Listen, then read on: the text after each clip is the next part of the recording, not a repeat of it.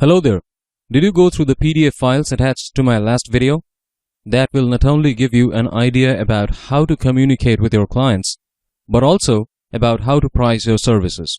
Now, in this video, I am going to talk in detail about how you should price your services. You see, I personally do not charge less than $18 per 500 words of content if the order quantity is less or up to 20 pages of content. I usually spend up to $5.5 approximately to outsource a single page of content on iWriter.com, and sometimes I spend around $3 to outsource a page of content. So it's sometimes $3 and it's sometimes $5.5. That is my range for outsourcing my content. It totally depends on the type of business I'm dealing with and my customer expectations. If it's a very small family-run business that needs some content for posting on article directories for just some backlinks, I don't spend more than $3 per page on outsourcing.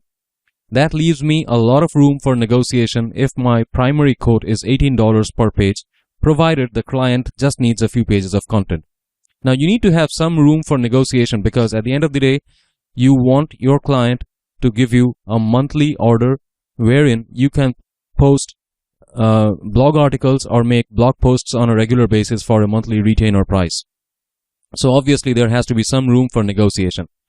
Now, if it's a big business and they want a batch of maybe 20 articles to post on their website or blog, I spend around $5.5 per page on outsourcing and charge them anywhere between $18 and $25 for a single page of content. You see, even if the client doesn't tell you anything about the quality that he expects from you, you have to do the math yourself by looking at the business website of the client and then find out whether or not it is an expensive looking website and how big the website actually is, how big the business actually is.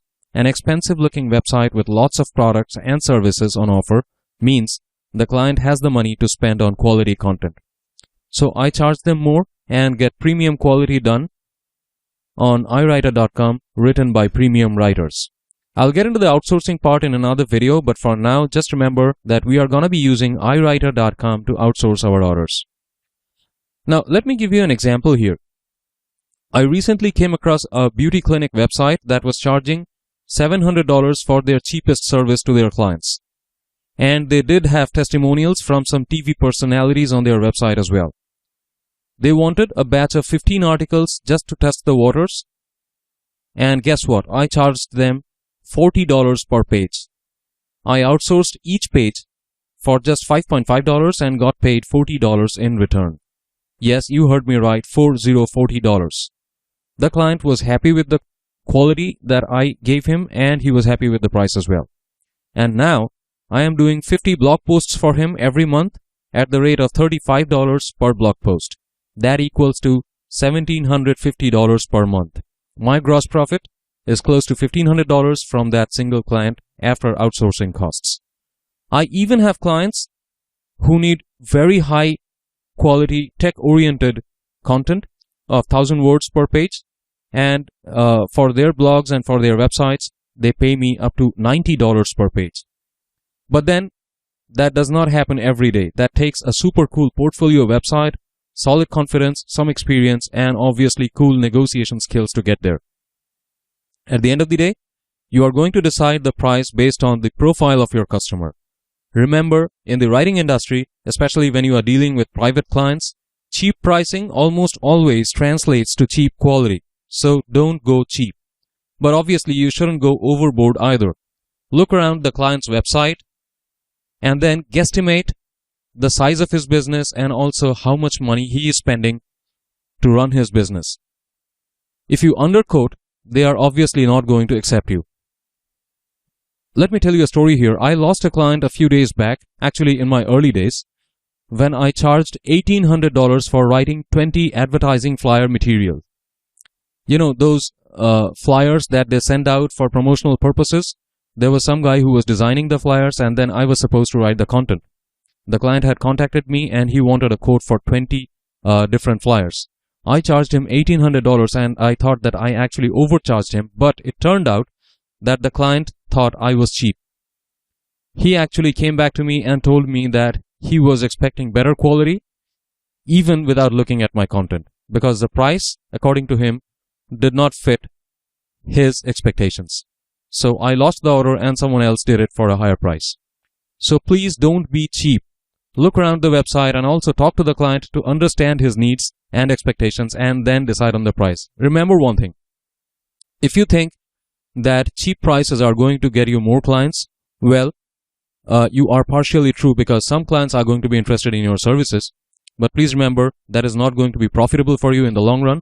And when it comes to offering quality, people know that they get what they pay for. If someone is paying you $5 for a page of content, that guy knows that your content is not going to be of very high quality and he does not value your content or your services.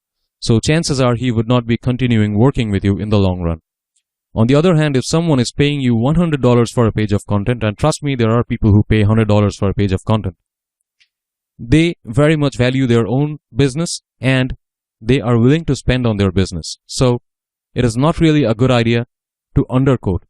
If you underquote, you won't be able to justify your price if the client comes after you and asks you why you are charging so less, because maybe he found out that people in the same industry are charging more. But if you overquote and if the client comes back and asks you, you can always tell him that your quality is so high that you have to offer a matching price. So obviously you have something to say there. So it is not really a good idea to underquote. Always overquote, but never underquote. You see, if a single client can give you $1,500 per month profit, you need 20 clients to generate $30,000 per month. So that should be your objective. You need to get 20 clients and each one should get you at least $1,500 in profit every month. If you can get that thing to happen with less number of clients, it's good for you. Now then, there would be small orders as well, and that would bring you a few thousand every month as well. But then sometimes old clients send out delayed payments because of internal company invoicing and payment issues, and the small orders are going to make up for that, and you will have to focus on having an average of $30,000 per month come hell or high water. You know what? Keep the following 3 things in order and everything will fall in place. Number 1, you have to have a very high quality portfolio website. Number 2, you have to keep mailing people no matter how many orders you have in hand. And number 3, always look around and communicate with your client before deciding the price yourself. Don't offer the same price to everyone. So that's it, folks. Thank you for watching. See you in my next video.